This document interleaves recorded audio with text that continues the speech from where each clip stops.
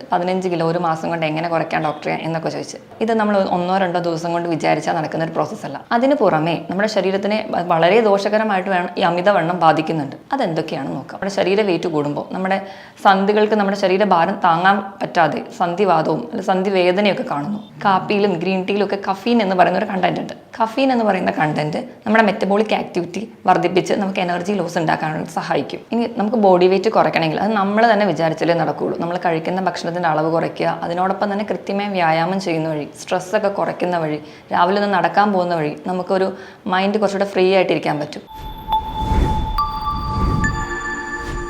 Hi, ഞാൻ doctor പ്രിയ, Q1 health കെയറിലെ homoeopathic ഫിസിഷ്യനാണ്. ഇന്ന് ക്ലിനിക്കിൽ ഒരുപാട് പേര് വരുന്നുണ്ട്. 15 കിലോ ഒരു മാസം കൊണ്ട് എങ്ങനെ കുറയ്ക്കാൻ ഡോക്ടറെ എന്നൊക്കെ ചോദിച്ച്. നമുക്കറിയാം, ഇത് നമ്മൾ 1-2 ദിവസം കൊണ്ട് വിചാരിച്ചാൽ നടക്കുന്ന ഒരു പ്രോസസ്സല്ല. കൃത്യമായ ഡയറ്റും വ്യായാമവും ഒക്കെ വേണം.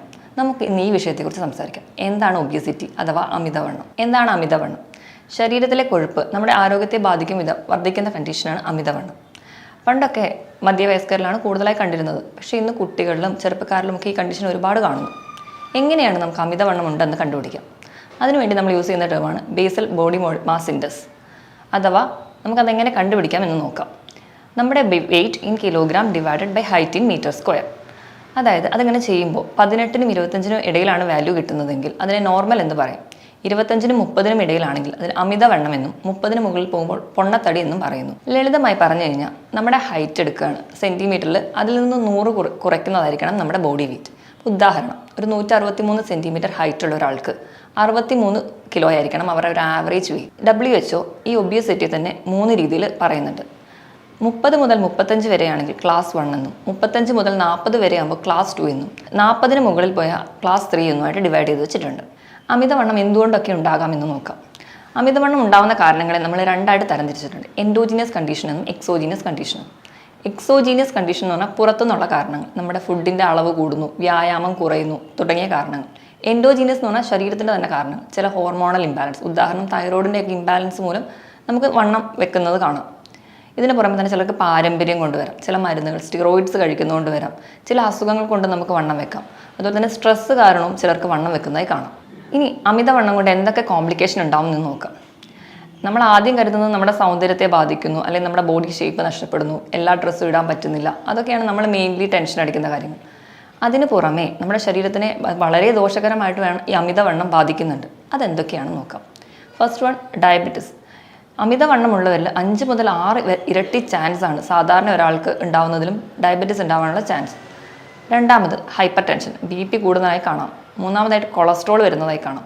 ഇങ്ങനെ അമിതവണ്ണമുള്ളവർ BP, കൊളസ്ട്രോൾ, പ്രമേഹം എല്ലാം ഒരു കോംപ്ലക്സ് ആയിട്ട് നിൽക്കുമ്പോൾ നമ്മൾ അതിനെ മെറ്റബോളിക് സിൻഡ്രോം എന്ന് പറയുന്നു. ഇതിനോടൊപ്പം തന്നെ നമ്മുടെ ശരീര വെയിറ്റ് കൂടുമ്പോൾ നമ്മുടെ സന്ധികൾക്ക് നമ്മുടെ ശരീരഭാരം താങ്ങാൻ പറ്റാതെ സന്ധിവാദവും അല്ലെങ്കിൽ സന്ധിവേദനയൊക്കെ കാണുന്നു. അതോടൊപ്പം തന്നെ നമുക്ക് സ്ട്രോക്ക് ഉണ്ടാവാനുള്ള ചാൻസ്, ഹൃദ്രോഗത്തിനുള്ള ചാൻസ് കൂടുന്നു, വെരിക്കോസ് വെയിൻസ് വരെ ഉണ്ടാവാനുള്ള ചാൻസസ് കൂടുന്നു. അതുപോലെ PCODക്കുള്ള ചാൻസും ഈ വണ്ണം തന്നെയാണ് കാരണം. പലരും പറയും എനിക്ക് PCOD ഉള്ളതുകൊണ്ടാണ് ഞാൻ തടി വെക്കുന്നത്. പക്ഷേ അങ്ങനെയല്ല, തടി വെക്കുന്നത് കൊണ്ടാണ് PCOD ഉണ്ടാകുന്നത്. നമ്മുടെ ശരീരത്തിൻ്റെ വണ്ണം കൂടുമ്പോൾ നമ്മുടെ ശരീരത്തിൽ ഇൻസുലിൻ റെസിസ്റ്റൻസ് ഉണ്ടാവുകയും അതുവഴിയാണ് നമുക്ക് PCOD ഉണ്ടാവുന്നത്. ഇനി നമുക്ക് അമിതവണ്ണം എങ്ങനെ കുറയ്ക്കാം, എങ്ങനെ മാനേജ് ചെയ്യാമെന്ന് നോക്കാം. ആദ്യം തന്നെ പറഞ്ഞല്ലോ, ഒരു മൂല കാരണം നമ്മൾ കഴിക്കുന്ന ഭക്ഷണത്തിൻ്റെ അളവ് കൂടുതലും അതുപോലെ നമ്മുടെ എക്സസൈസ് കുറയുന്നതുമാണ്. അപ്പം നമുക്ക് ഇതിലൊരു ചേഞ്ച് വരുത്തണം. നമ്മൾ കഴിക്കുന്ന ഭക്ഷണത്തിൻ്റെ അളവ് കുറയ്ക്കുക, അതുപോലെ തന്നെ എക്സസൈസ് കൂടുതലായി ചെയ്യുക. ഇങ്ങനെ നമുക്ക് നമ്മുടെ ബോഡി വെയിറ്റ് കൺട്രോൾ ചെയ്യാവുന്നതേ ഉള്ളൂ. ആദ്യം തന്നെ നമുക്ക് ഫുഡിൽ എന്തൊക്കെ മാറ്റം വരുത്താമെന്ന് നോക്കാം. നമ്മുടെ ഭക്ഷണത്തിൽ അന്നജത്തിൻ്റെയും കൊഴുപ്പിൻ്റെയും അളവ് കുറയ്ക്കുക, പകരം നമുക്ക് പ്രോട്ടീൻ കൂടുതലായിട്ട് ഭക്ഷണത്തിൽ ഉൾപ്പെടുത്തുക. പ്രോട്ടീൻ കൂടുതലായിട്ട് ഉൾപ്പെടുത്തുന്ന വഴി നമ്മുടെ പ്രോട്ടീൻ്റെ വിഘടനം നടക്കുമ്പോൾ നമ്മുടെ ശരീരത്തിൽ ഒരുപാട് എനർജി യൂസ് ചെയ്യും. അങ്ങനെ ചെയ്യുന്നതോടെ നമുക്ക് ഒരുപാട് എനർജി നമുക്ക് ഇതിലൂടെ ലോസ് ചെയ്യാൻ പറ്റും. അങ്ങനെ നമുക്ക് വെയിറ്റ് കുറയ്ക്കാം. ഇതുപോലെ തന്നെ ഒരുപാട് വെള്ളം കുടിക്കുന്നത് നല്ലതാണ്. അതായത് നമ്മുടെ ശരീരത്തിന് 2 മുതൽ 3 ലിറ്റർ വരെ വെള്ളം കുടിക്കുക. വെള്ളം കുടിക്കുമ്പോൾ നമ്മുടെ മെറ്റബോളിക് ആക്ടിവിറ്റി കൂടുന്നു. അങ്ങനെ നമുക്ക് എനർജി ലോസ് വന്നിട്ട് വെയിറ്റ് നമുക്ക് കൺട്രോൾ ചെയ്യാം. നമ്മൾ കഴിക്കുന്ന ഭക്ഷണത്തിൽ കഴിക്കുന്ന അരി അടങ്ങിയ ഭക്ഷണങ്ങൾ നല്ല രീതിയിൽ തന്നെ നമുക്ക് കുറയ്ക്കണം. അതിന് പകരം നമുക്ക് ചോളം, കമ്പം തുടങ്ങിയ ധാന്യങ്ങൾ ഉൾപ്പെടുത്താവുന്നതേ ഉള്ളൂ. ഭക്ഷണത്തിൽ പ്രോട്ടീനോടൊപ്പം തന്നെ വെജിറ്റബിൾസും ഫ്രൂട്ട്സും കൂടുതലായിട്ട് ഉൾപ്പെടുത്തുക. പിന്നെ നമ്മൾ ഭക്ഷണം കഴിക്കുമ്പോൾ സ്കിപ്പ് ചെയ്യാതെ കഴിക്കാൻ ശ്രദ്ധിക്കുക. ചിലരൊക്കെ വെയിറ്റ് കുറയ്ക്കാൻ വേണ്ടി ഒരു നേരം പട്ടിണി കിടക്കാമെന്ന് വിചാരിക്കും. അങ്ങനെ നമ്മൾ ഭക്ഷണം കഴിക്കാതിരിക്കുമ്പോൾ നമ്മുടെ ശരീരത്തിൻ്റെ മെറ്റബോളിക് ആക്ടിവിറ്റി കുറഞ്ഞിരിക്കുകയാണ്. അത് കഴിഞ്ഞ് ഉടനെ നമുക്ക് നല്ലപോലെ വിശക്കുമ്പോൾ നമ്മൾ വീണ്ടും ഭക്ഷണം കഴിക്കും. അപ്പോൾ നമ്മുടെ ശരീരം എന്താ ചെയ്യുന്നതെന്ന് വെച്ച് കഴിഞ്ഞാൽ അപ്പം കഴിക്കുന്ന ഭക്ഷണം എല്ലാം കൂടി സ്റ്റോർ ചെയ്യുകയാണ് ചെയ്യുക. അപ്പം യൂസ് ചെയ്യാതെ അതെല്ലാം കൂടി സ്റ്റോർ ചെയ്യും. അത് നമുക്ക് വീണ്ടും ബോഡി വെയിറ്റ് കൂട്ടത്തേ ഉള്ളൂ. അതുപോലെ നമ്മൾ ഭക്ഷണത്തിലൊക്കെ വയറിനൊന്നും വലിയ ബുദ്ധിമുട്ടുകളൊന്നും ഇല്ലാത്തവരാണെങ്കിൽ എരിവിൻ്റെ അംശം കുറച്ച് കൂട്ടിക്കഴിഞ്ഞാൽ നമ്മുടെ മെറ്റബോളിക് ആക്ടിവിറ്റി കൂടുന്നതായി കാണാം. അതുവഴി നമുക്ക് ഒരു എനർജി ലോസ് ഉണ്ടാക്കാം. ഇതുപോലെ തന്നെയാണ് നമുക്ക് കൃത്യമായ വ്യായാമം ചെയ്യുക എന്ന് പറഞ്ഞാൽ ദിവസവും 45 മിനിറ്റ് മുതൽ 1 മണിക്കൂർ വരെ ആഴ്ചയിൽ 5 ദിവസമെങ്കിലും വ്യായാമം ചെയ്യാൻ ശ്രദ്ധിക്കുക. പ്രത്യേകിച്ച് വ്യായാമം ചെയ്യുമ്പോൾ രാവിലെ തന്നെയൊക്കെ വ്യായാമം ചെയ്യുന്നവരാണെങ്കിൽ വ്യായാമത്തിന് പോകുന്നതിൻ്റെ മുമ്പ് ഒരു ഗ്ലാസ് കാപ്പി അല്ലെങ്കിൽ ഗ്രീൻ ടീ ഒക്കെ കഴിച്ചിട്ട് പോകുന്നത് നല്ലതാണ്. കാപ്പിയിലും ഗ്രീൻ ടീയിലും ഒക്കെ കഫീൻ എന്ന് പറയുന്ന ഒരു കണ്ടന്റ് ഉണ്ട്. കഫീൻ എന്ന് പറയുന്ന കണ്ടന്റ് നമ്മുടെ മെറ്റബോളിക് ആക്ടിവിറ്റി വർദ്ധിപ്പിച്ച് നമുക്ക് എനർജി ലോസ് ഉണ്ടാക്കാനായിട്ട് സഹായിക്കും. ഇനി രണ്ടാമതായിട്ട് എക്സസൈസ് ചെയ്തു. അത് കഴിഞ്ഞ് നമുക്ക് മൂന്നാമതായിട്ട് ചെയ്യാവുന്ന ഒരു കാര്യമാണ് ഇൻ്റർമീഡിയറ്റ് ഫാസ്റ്റിംഗ്. ഇൻ്റർമീഡിയറ്റ് ഫാസ്റ്റിംഗ് എന്ന് പറഞ്ഞു കഴിഞ്ഞാൽ 13 മുതൽ 16 മണിക്കൂർ വരെ 2 ഭക്ഷണത്തിനിടയിൽ ഗ്യാപ്പ് ഇടുക. അത് നമുക്ക് പല രീതിയിൽ ചെയ്യാം. ഒന്നാമത്തെ രീതി എന്ന് പറഞ്ഞാൽ രാവിലെയും ഉച്ചയ്ക്കും കൃത്യമായ സമയത്ത് ഭക്ഷണം കഴിച്ച് രാത്രിയത്തെ ഡിന്നർ കുറച്ച് നേരത്തെ കഴിക്കുക. ഒരു 6 മണിക്കോ 7 മണിക്കോ ഒക്കെ കഴിക്കുക. പിറ്റേ ദിവസം രാവിലത്തെ പ്രഭാത ഭക്ഷണം കുറച്ച് ലേറ്റായിട്ട് കഴിക്കുക. ഇനി രണ്ടാമത്തെ വിഭാഗം എന്ന് പറഞ്ഞു കഴിഞ്ഞാൽ രാവിലത്തെ ഫുഡ് സ്കിപ്പ് ചെയ്യുക. പകരം ഉച്ചയ്ക്ക് രാത്രിയും കൃത്യമായി ഭക്ഷണം കഴിക്കുക. പക്ഷേ നമ്മുടെ ബ്രേക്ക്ഫാസ്റ്റ് എന്ന് പറഞ്ഞാൽ നമ്മുടെ ബ്രെയിനിൻ്റെ ഫുഡാണ്. അപ്പോൾ ഏറ്റവും നല്ലത് ഫസ്റ്റ് മെത്തേഡ് ഫോളോ ചെയ്യുന്നതാണ്.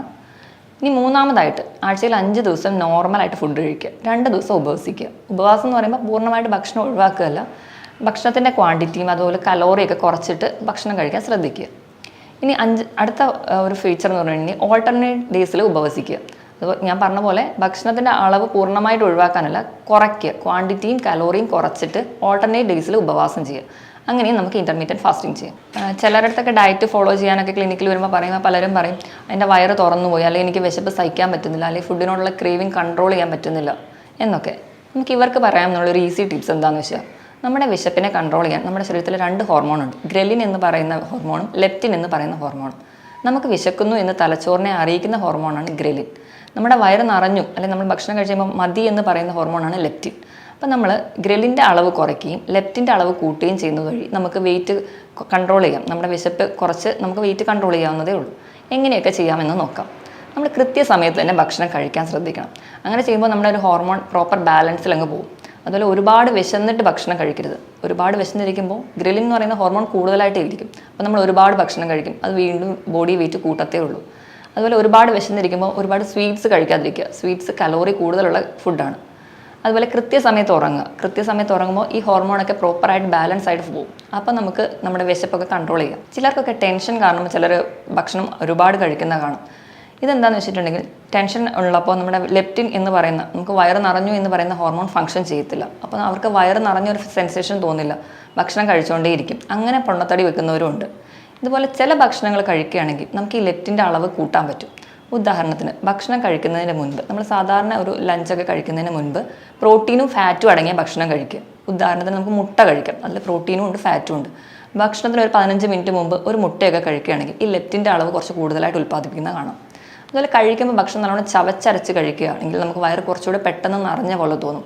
അതുപോലെ ഭക്ഷണം കഴിക്കുന്നതിന് മുൻപ് 2 ഗ്ലാസ് ഒരു ഇളം ചൂട് വെള്ളം കുടിക്കുക. അതുപോലെ ഒരു ബൗൾ സാലഡ് കഴിക്കുക. അതിനൊരു 15 മിനിറ്റ് ശേഷം മാത്രം ഒരു ലഞ്ച് കഴിക്കുക. ഇങ്ങനെയൊക്കെ നമുക്ക് ഫുഡിലൂടെ ഒരു പരിധി വരെ വെയിറ്റ് കുറയ്ക്കാം. നമ്മൾ എക്സസൈസ് ചെയ്യുന്ന കാര്യം പറഞ്ഞല്ലോ, അപ്പോൾ അതിൻ്റെ കൂടെ തന്നെ നമ്മൾ ചെയ്യുമ്പോൾ മെയിൻലി ഹീറ്റ് ബേൺ എക്സസൈസ് ചെയ്യുക. ഹീറ്റ് ബേൺ എക്സസൈസ് എന്ന് പറഞ്ഞാൽ 45 മിനിറ്റ് ഒരാൾ നടക്കുകയാണെങ്കിൽ അവസാനത്തെ 1-2 മിനിറ്റ് ഒന്ന് ഓടുക. അപ്പം നോർമലി നിന്ന പ്രോസസ്സിൽ നിന്ന് ഒന്ന് ശരീരം കുറച്ചുകൂടെ സ്പീഡപ്പ് ചെയ്യുമ്പോൾ നല്ല രീതിയിൽ നമ്മുടെ മെറ്റബോളിക് ആക്ടിവിറ്റി കൂടുന്നു. അങ്ങനെ നമുക്ക് ഊർജ്ജം കുറയുന്നു. അങ്ങനെ നമ്മുടെ ബോഡി വെയിറ്റ് കൺട്രോൾ ആവുന്നു. ഇങ്ങനെയൊക്കെ ചെയ്യുന്നവരെ ഒരു പരിധി വരെ നമുക്ക് നമ്മുടെ ബോഡി വെയിറ്റ് കൺട്രോൾ ചെയ്യാൻ പറ്റും. അതുപോലെ മറ്റ് കോംപ്ലിക്കേഷനിലൂടെ ശരീരം പോവാതിരിക്കാനും പറ്റും. ഇനി നമുക്ക് ബോഡി വെയിറ്റ് കുറയ്ക്കണമെങ്കിൽ അത് നമ്മൾ തന്നെ വിചാരിച്ചാലേ നടക്കുകയുള്ളൂ. നമ്മൾ കഴിക്കുന്ന ഭക്ഷണത്തിൻ്റെ അളവ് കുറയ്ക്കുക, അതിനോടൊപ്പം തന്നെ കൃത്യമായി വ്യായാമം ചെയ്യുന്ന വഴി, സ്ട്രെസ്സൊക്കെ കുറയ്ക്കുന്ന വഴി, രാവിലെ ഒന്ന് നടക്കാൻ പോകുന്ന വഴി നമുക്കൊരു മൈൻഡ് കുറച്ചുകൂടെ ഫ്രീ ആയിട്ടിരിക്കാൻ പറ്റും. ഇതിനോടൊപ്പം തന്നെ എന്തെങ്കിലും കോംപ്ലിക്കേഷൻസ് ഒക്കെ വരാതിരിക്കാൻ വേണ്ടി നമുക്ക് ഹോമിയോപ്പതിയിൽ ഫലപ്രദമായ ചികിത്സ ലഭ്യമാണ്. മറ്റൊരു വീഡിയോയിൽ വേറൊരു ഹെൽത്ത് ടോപ്പിക്കുമായിട്ട് വീണ്ടും കാണാം. Thank you.